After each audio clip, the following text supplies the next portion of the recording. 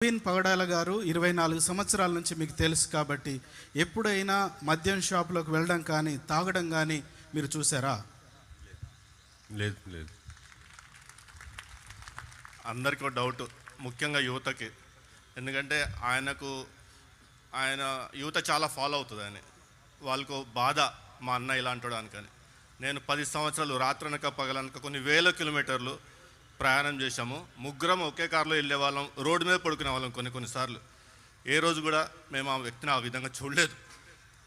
ఆ 10 గంటల CCTV footage మా వాడు కాదు. ఏ విధంగా చెప్తున్నా అంటే, ఒకవేళ ల్యాబొరేటరీ నుంచి ప్రవీణే అని చెప్పినా కానీ మేము నమ్మము. అది పచ్చి తాగుబోతు కూడా ఆ విధంగా అన్ని రకాలుగా తాగడండి. సస్తానికి తాగినట్టుంది అదేదో.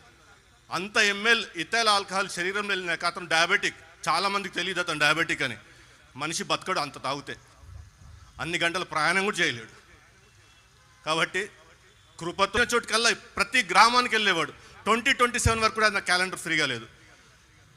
ఎవరిని కూడా ఆ విధంగా చూడలేదు. ఆ విధంగా తాగేవాడైతే ప్రతిరోజు తాగాల, లేదా వారానికి 2-3 సార్లు తాగాల.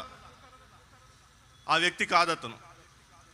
నేను ఎక్కడ దెబ్బతినంటే బెనరంతో అన్న మావాడికి వచ్చిన బాధ ఏంటన్నా, రోడ్డు మీద కూర్చున్నాడు, ఆ విధంగా కూర్చున్నాడు, మావాడైనా కనుక్కో అన్న అడిగా.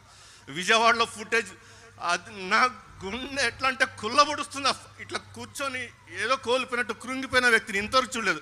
చూడండి ఆ చిరునవ్వు. 10 సంవత్సరాలు అదే చిరునవ్వు చూసేవాడిని. ఏ రోజు కూడా ఆ విధంగా కృంగిపోయి ఆ వ్యక్తి మాకు తెలియదు. అందుకే ఆ పాట గురించి మాట్లాడదలుచుకోలేదు. థ్యాంక్ యూ వెరీ మచ్ అండి. ముగ్గురికి కూడా నా ప్రత్యేక వందనాలు. ఈ విషయంలో చాలామందికి ఉన్న డౌట్ కాబట్టి ఈ డౌట్ తీర్చడానికి మాత్రమే వారిని ముందుకు తీసుకురావడం జరిగింది.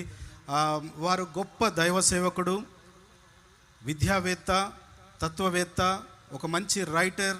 అలాగే అతను ఒక అమ్మ, ఒక నాన్నగా చాలామందిని చూసుకుంటున్న వ్యక్తి. అదే కాకుండా అతను ఎప్పుడు కూడా ఏ చిన్న విషయంలో కూడా ఎవరిని గద్దించిన వ్యక్తి కాదు. చాలా చిరునవ్వుతో అందరితో మాట్లాడే వ్యక్తి. ఈవెన్ మా డిబేట్లో కూడా ఎదురుతున్న వ్యక్తులతో మాట్లాడేటప్పుడు డిబేట్